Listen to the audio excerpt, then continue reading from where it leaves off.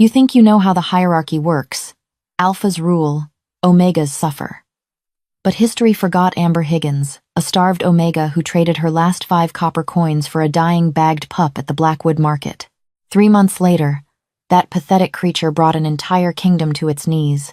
The winter of 1432 was recorded in the parish archives of Oakhaven as the Frost of the White Death, a season so brutally cold that birds froze in mid-flight and shattered upon the cobblestones. For the shifters of the Ironwood Pack, it was a time of strict rationing and brutal hierarchy. The alphas feasted by roaring hearths, the betas gnawed on the robust bones of the hunts, and the omegas, the lowest rung of the lycanthrope ladder, were left to scavenge the frostbitten scraps. Amber Higgins was a bottom-tier omega, small, fragile, and perpetually bruised from the careless cruelties of her packmates. Amber lived in a drafty, dilapidated shack on the absolute fringes of the Ironwood territory. She possessed no grand lineage, no fierce wolf form to command respect. Her wolf was small, a pale, timid thing that rarely surfaced, terrified of the dominant auras that choked the packlands. Her days were spent scrubbing the blood from the pack slaughterhouses, her hands cracked and bleeding from the lye soap. It was on the eve of the winter solstice that Amber's life and the fate of the northern packs fractured entirely. Driven by gnawing hunger and a desperate need for a salve to soothe her infected hands, Amber ventured beyond the pack borders to the Blackwood market. It was an illicit, wretched trading post where humans and rogue shifters mingled under the cover of thick pine canopies. The air was thick with the stench of unwashed bodies, rotting cabbages, and cheap ale. Amber kept her tattered wool cloak pulled tightly around her face, desperate to mask her omega scent from the unsavory characters that lurked in the shadows. She had exactly 5 copper coins in her pocket. It was 3 months' worth of savings, meant for a jar of medicinal honeysuckle, and perhaps a half-loaf of stale bread. As she navigated the muddy thoroughfare, a commotion drew her attention to the stall of Gideon Black, a notorious human trafficker who dealt in exotic beasts and illegal pelts. Gideon was a mountain of a man with a scarred face and a heart as black as the market's name. "Worthless cur!" Gideon bellowed, kicking a rusted iron cage that sat in the freezing mud. "Can't even stand up to be sold as bait. Die then, and I'll skin you for a pair of gloves." Amber froze. The omega instinct to nurture, usually suppressed by years of abuse, flared violently in her chest. She crept closer, peering through the legs of the jeering onlookers.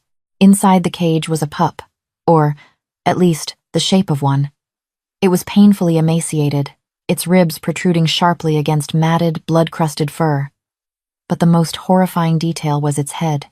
A heavy, coarse burlap sack had been shoved over the creature's head, tied brutally tight around its neck with rough hemp twine. The sack was stained a terrifying crimson. The creature was shivering violently, letting out a wet, rattling wheeze with every labored breath. It was waiting to die. "What is it?" asked Martha Thorne, an old human herbalist who stood nearby, her voice laced with disgust. "A runt," Gideon spat, wiping his nose on his sleeve. "Caught it in a snare near the jagged peaks. Fought like a demon, bit 2 of my fingers to the bone.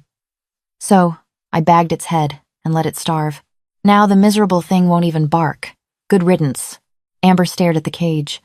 A strange, inexplicable pull tugged at her soul, a tether snapping taut between her heart and the shivering mass of fur in the mud. She didn't think about the winter. She didn't think about the bread she desperately needed. She stepped forward, her voice trembling but surprisingly loud. "I'll take him." The crowd went silent. Gideon turned, his cruel eyes raking over Amber's frail frame, her patched cloak, the unmistakable submissive slump of her shoulders. He burst into a barking laugh. "You, little Omega? You want this dying freak? What are you going to do, feed it your own flesh?"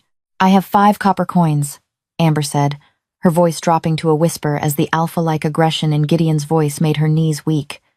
She pulled the small tied rag from her pocket and held it out. "It's all I have." 5 coins. For the pup. Gideon snatched the rag, weighing it in his massive hand. He looked at the cage, then back at Amber, a malicious grin spreading across his face. "Sold. Get the rotting thing out of my sight before it stings up my stall."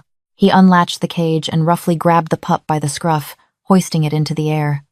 The creature let out a muffled, agonizing whimper. Gideon shoved it into Amber's arms. It was heavier than it looked, its body limp and burning with a severe fever. Amber didn't wait for the crowd to disperse. She turned and fled into the biting snow, clutching the dying creature to her chest. Her 5 copper coins gone, her future forever altered. The journey back to her shack was agonizing. The wind howled like a banshee, cutting through her thin clothes. When she finally kicked the door of her cabin shut and collapsed onto the dirt floor, she was numb with cold. But she didn't light a fire. She immediately carried the pup to her small pallet bed.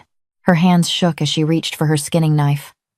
The twine around the pup's neck was so tight it had cut into the flesh, weeping yellow pus and dark blood. Shh, shh, it's all right, Amber murmured, her omega pheromones naturally releasing a calming, lavender-scented aura meant to soothe young ones. I'm going to help you. She carefully slid the blade under the twine and sliced it. Then, with bated breath, she pulled the blood-soaked burlap sack off the pup's head. Amber gasped, dropping the sack to the floor. This was no ordinary wolf pup. Its fur was an unnatural, abyssal black save for silver tips on its large, tattered ears.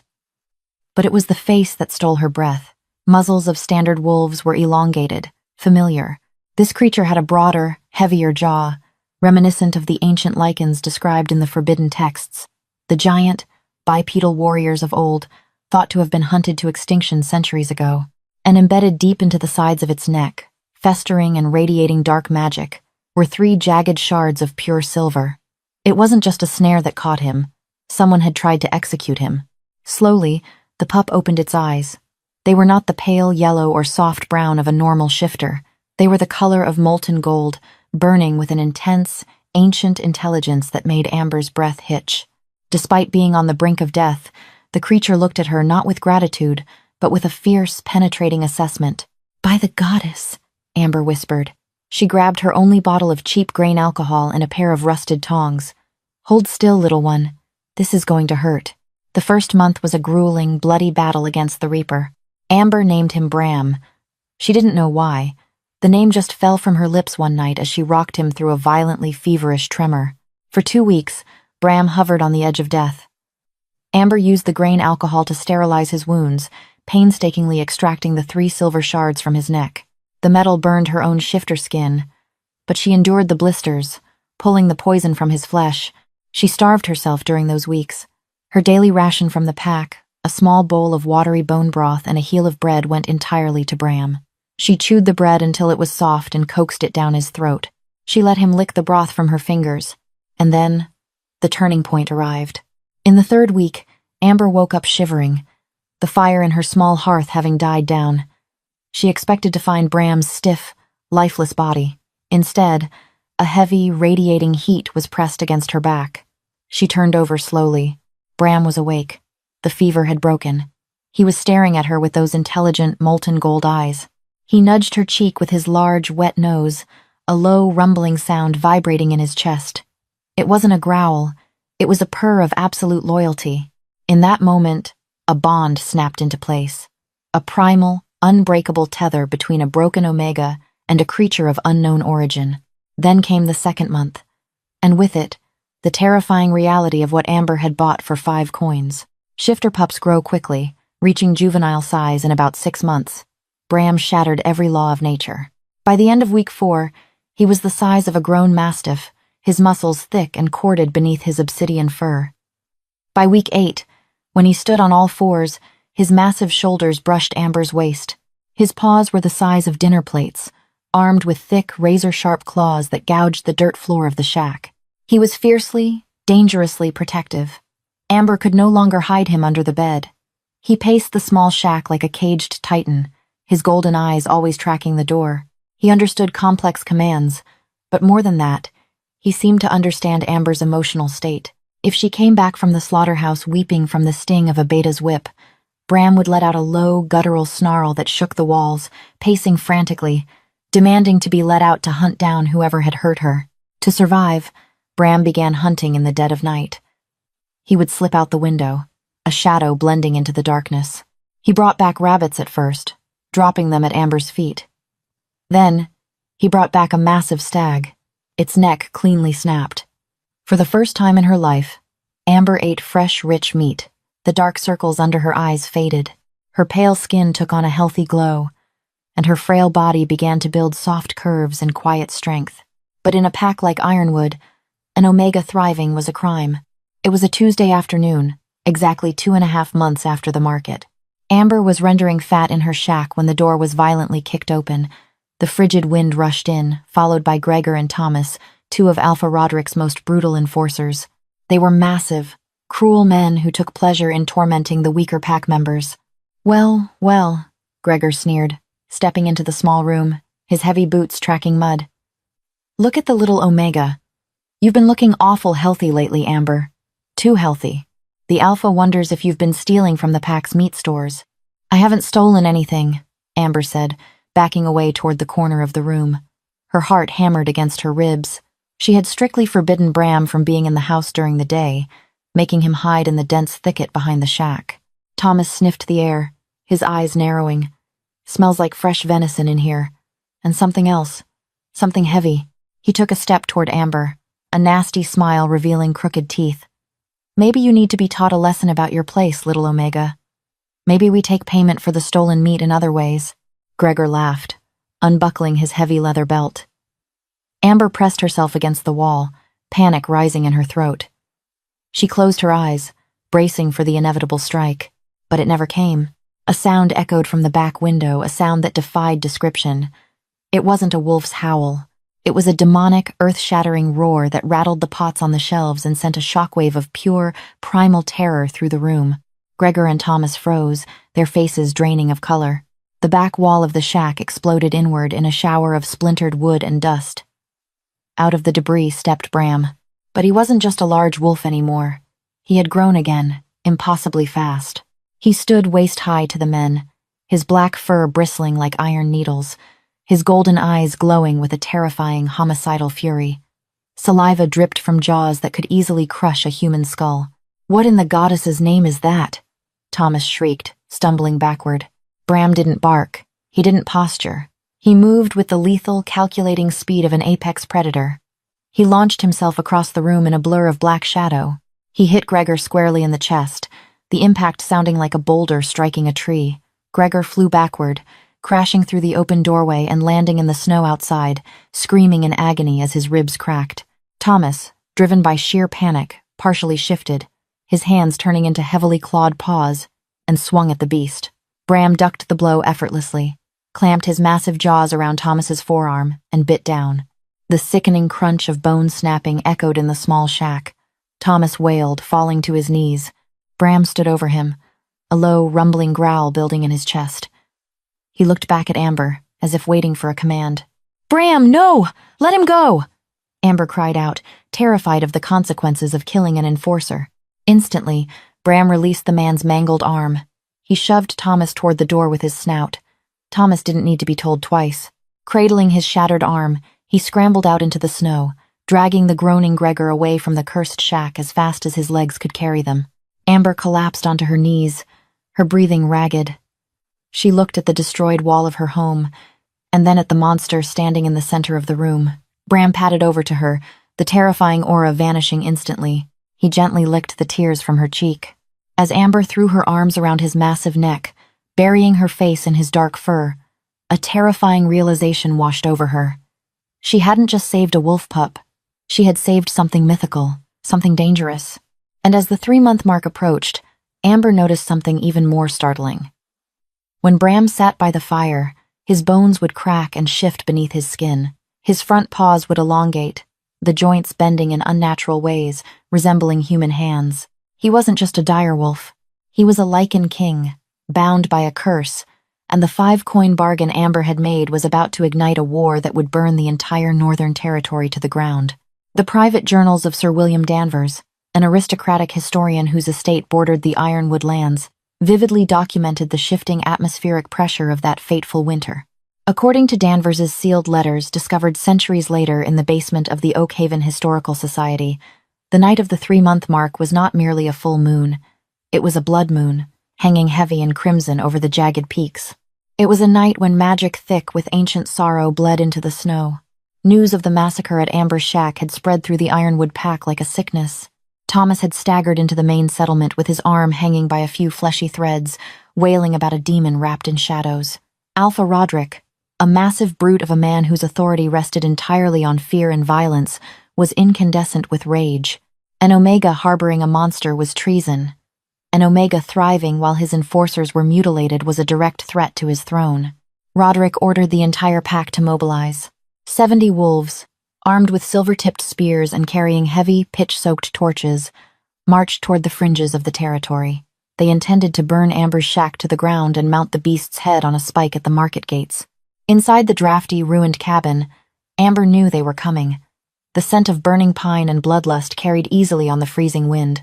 "We have to run, Bram," Amber whispered, her hands frantically shoving her few meager possessions into a burlap sack. Her heart beat a frantic rhythm against her ribs. Roderick won't stop. He's bringing the whole pack. They have silver. Bram did not move toward the door. He was standing in the center of the room, bathing in the eerie red light of the blood moon filtering through the shattered window. He was completely still, his massive head bowed, a strange guttural wheeze escaping his jaws. "Bram?" Amber dropped the sack, stepping toward him cautiously. The 3-month mark had arrived. The healing was complete. The silver poisoning that had stunted him was finally eradicated from his bloodline. Suddenly, Bram threw his head back and unleashed a roar that shook the very foundations of the earth. It wasn't a wolf's cry. It was a sound of agonizing, explosive transformation. Amber screamed and covered her ears as the sheer force of his voice shattered the remaining glass in the cabin. Right before her terrified eyes, the giant wolf began to change. The sickening, visceral crack of bones realigning echoed in the small space.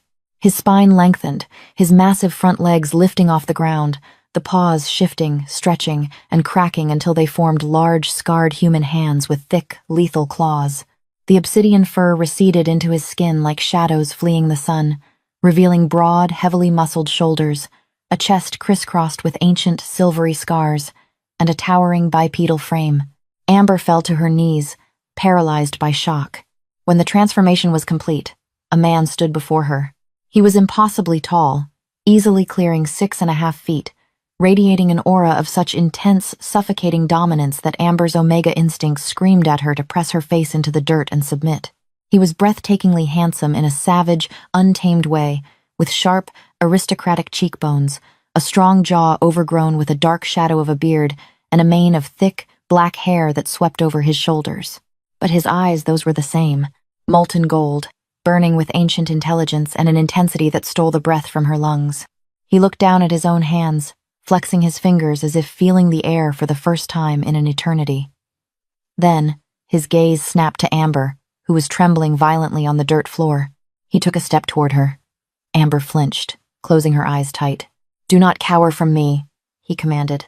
His voice was a physical weight, deep, rough as crushed gravel, and vibrating with an accent that belonged to a royal court long forgotten.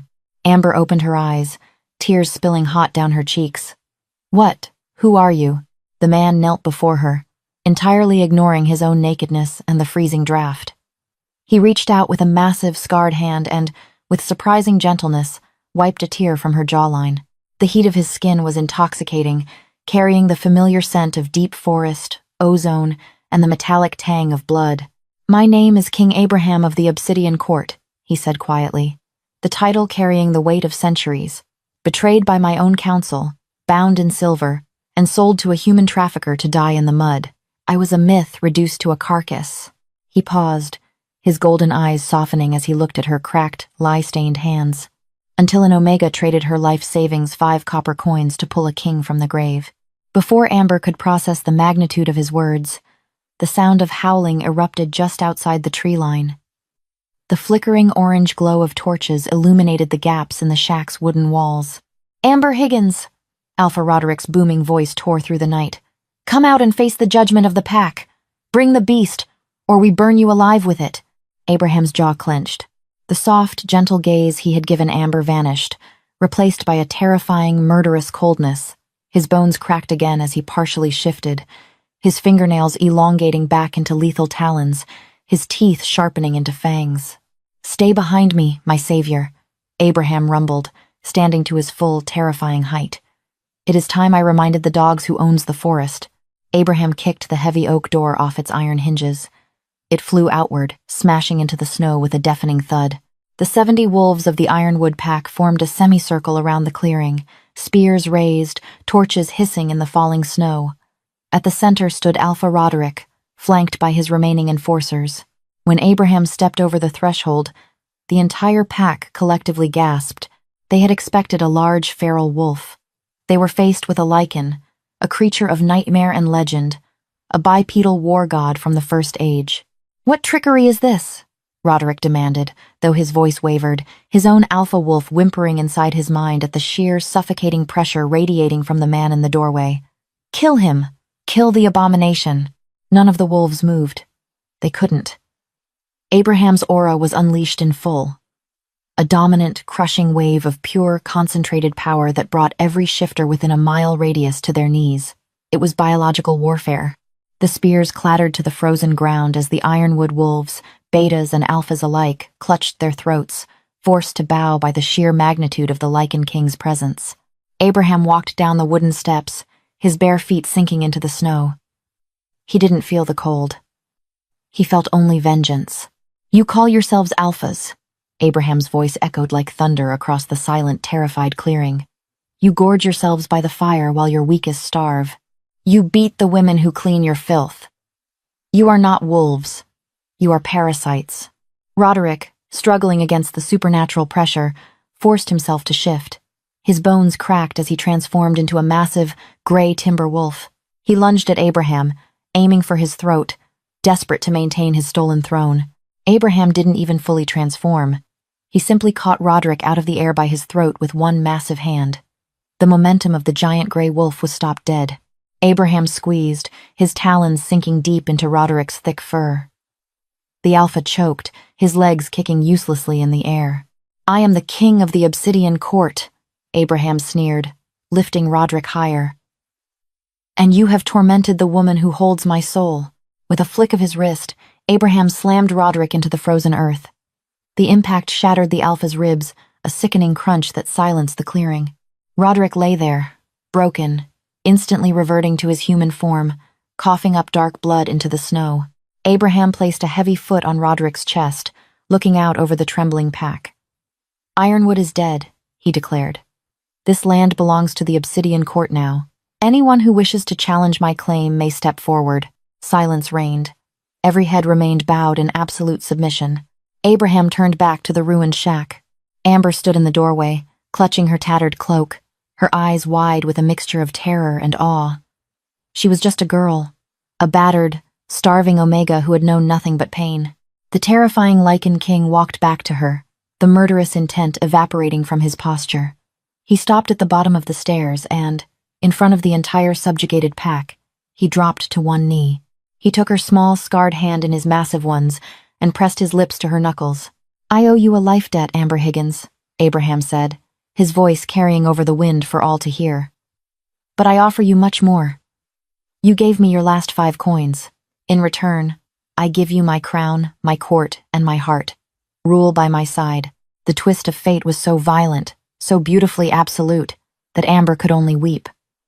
She, the lowest of the low, the punching bag of ironwood, was being claimed as the mate of a legend. "I'm just an Omega," she whispered, her voice trembling. Abraham looked up at her, his golden eyes shining with fierce devotion. "You are the bravest soul I have ever encountered. You are my queen, and anyone who ever laid a hand on you will spend the rest of their miserable lives begging for your mercy." Within a week, the hierarchy of the North was dismantled. Alpha Roderick was banished to the frozen wastes, stripped of his title and his dignity. The Ironwood pack was absorbed into the newly resurrected Obsidian Court. Under Amber's command, the caste system was destroyed. The food stores were opened, the Omegas were pulled from the shadows, given warm clothes, and seated at the main tables. Amber did not rule with the cruelty she had suffered. She ruled with the profound, radical empathy of a woman who knew what it meant to starve. And beside her, fiercely protective and eternally devoted, stood King Abraham, the monster she had bought from a muddy cage. The human traffickers of the Blackwood Market were hunted down and eradicated, their stalls burned to ash, and the northern packs entered an era of unprecedented peace and prosperity, led by a king forged in shadows and a queen crowned in compassion. History remembers the great wars and the towering kings, but the true foundation of the Northern Empire was built on the cracked, bleeding hands of a starving girl. 5 copper coins bought a dying beast, but Amber Higgins's relentless compassion bought a king's eternal soul. In the end, the lowest Omega didn't just survive the winter. She became the storm that ended it forever.